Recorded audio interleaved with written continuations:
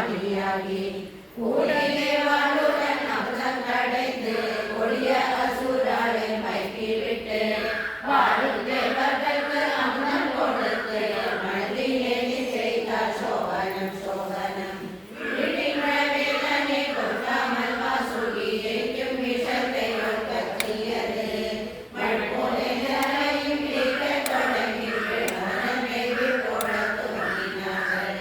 பக்தாளுக்கு அவற்றை கேட்க வேண்டும் என்று பரமேஸ்வரன் விஷத்தை விட்டார். சொர்க்கத்தை பரமேஸ்வரனை பின்னும் தொழிலார் மதனத்தை சோபனம் சோபனம் வாயிராதன் காமதேனுவும் ரத்னமும் பிறந்து தேவேந்திரனிடம் சேர்ந்தது. நாரியரும் வந்தால் பாலச்சந்திரனும் வந்தால் இந்திரனும் ஈஸ்வரும் அடைந்தார்கள். பின்னும் அநேகம் நட்சத்திரங்களும் வந்திட பிறகு அமிர்த கலசம் கொண்டு தன்வந்தரி வந்தால் லட்சுமி தேவி வந்தால் சுவாமி விஷ்ணுவை சேர்ந்தால் சோபனம் சோபனம் பஞ்சக அசுரர்கள் அமிர்த கலசத்தை வந்து பறித்து கொண்டோடினார்கள். என்ன செய்வோம் என்று தேவரும் போய் முடிக்க இவர்களும் அவர்களுக்கும் சண்டையாக லோகேஸ்வரர் இந்த சண்டையை கண்டு முகூர்த்தம் மோகினி வேஷம் தரித்து அசுரர்களை மோகிப்பித்தாளம்மன் சோபனம் சோபனம் சண்டை பிடிக்கின்றவர் நடுவிலே மோகினி சந்தோஷமாய் மெல்லே நின்று வராள். கண்டை கொடு சுபாத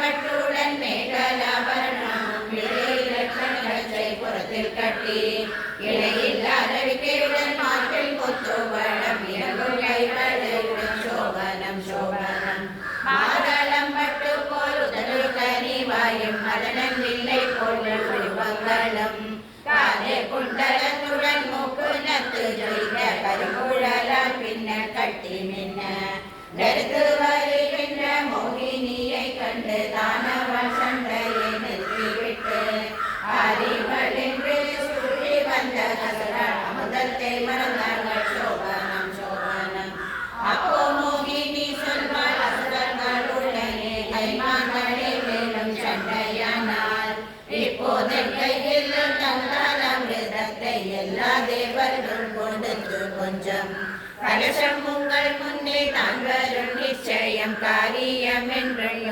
தோன்றினார். மலைக்காமல் காருங்கள் அமிர்த கலசம் என்று மாய்கை பிடித்தார் சோபனம் சோபனம் மூட அசுராளம் அமிர்தத்தை கொடுத்தவன் மோகித்து வரிசையாயிருந்தார்கள். உடனே தேவரும் ஒரு வரிசையாயிருந்தார்கள். ஓஹோ தேவர் காதம் மொழிகிறார். சொன்ன கரண்டியால் பரிமாறும் போது சோபிக்கும் வளையாத சரபுலுங்க சொன்னம் போல் மோகினி ரெண்டு அசுராள் சும்மா இருந்தார்கள் சோபனம் சோபனம் அவ்வளவும் தேவர்கள் கொண்டு கொண்டவர்கள் வரும்போது ஒட்டை எடுக்கும் போது அகப்பையினுடைய ஓசை கூடத்திற்குள் கேட்கின்றது. மழைய அசுரர்கள் அது கூட தெரியவில்லை. நாகையை அறிந்தார் ராகு கேட்கவும் நடுவில் ஒளிந்த சந்திர சூரியராகவும் குடித்தான் சோபனம் சோபனம் சந்திராதித்தன் முதல் தேவாளுக்கெல்லாம் சம்பிரமமாய் அமுதம் கொண்டிருந்தாள். சந்திரபாஸ்கரன் சொல்லிக் கொடுக்கவே அகப்பையால் கதையை அறிந்தார் ராகுவை மோகினி. ராகுவின் தலையிலாயாக சஷ்டி நாயகி கலசத்தை அசுரால் முன்னே வைத்து விட்டு மோகினி அந்த தானமானாள். விடுகிறார் அசுரர்கள் சோகனம் சோகனம் காணாலே மோகினி தேவியையும் மேலும் கலசத்தை துணிந்து விடுவோம் என்று அவரால் உடனே கொடுத்தார் உள்ளத்தை பின்னும் அவர் தேவர்கள் அசுராலை துதித்துக் கொண்டு விஷ்ணுவை லோகத்தில் சுகமாக இருந்தார்கள் சோகனம் சோகனம் இந்த வைத்தாந்தத்தை நாரதருளி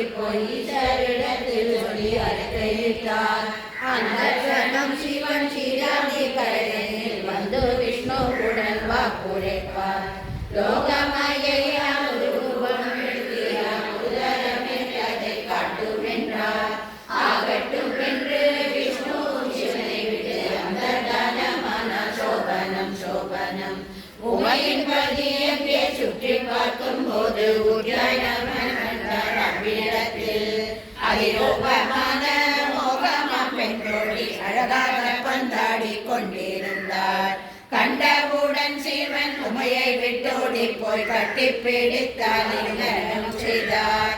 உண்டானார் ஹரிகர புத்திரனே உயர்விந்த மர்தன சோபனம் சோபனம் மோகினியும் அந்தர்தானம் அடைந்தால் மோகம் தெளிந்த சிவன் உண்மையுடனே காரணமான ரிஷபத்திலேறிய வந்து கைலாசத்தில் வசித்திருந்தார்.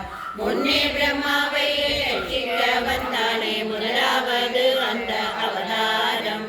பின்னே இப்பொழுது சொன்னோம் மோகினியும் சோபனம் தேவியுடைய மகிமை தன்னையே சொல்வோம்.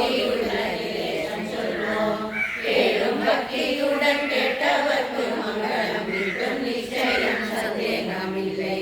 பூர்வத்தின் தட்சணே பூர்வாதாரம் பரமேஸ்வரிக்கே சாம்பவர் சொல்லி தகப்பனாயத்துக்கு தாட்சாயணி போனால் சோபனம் சோபனம் தகப்பனும் தாயும் அம்மா வந்தாயும் என்று சொல்லவில்லை தேவி கொண்டிருந்தார்.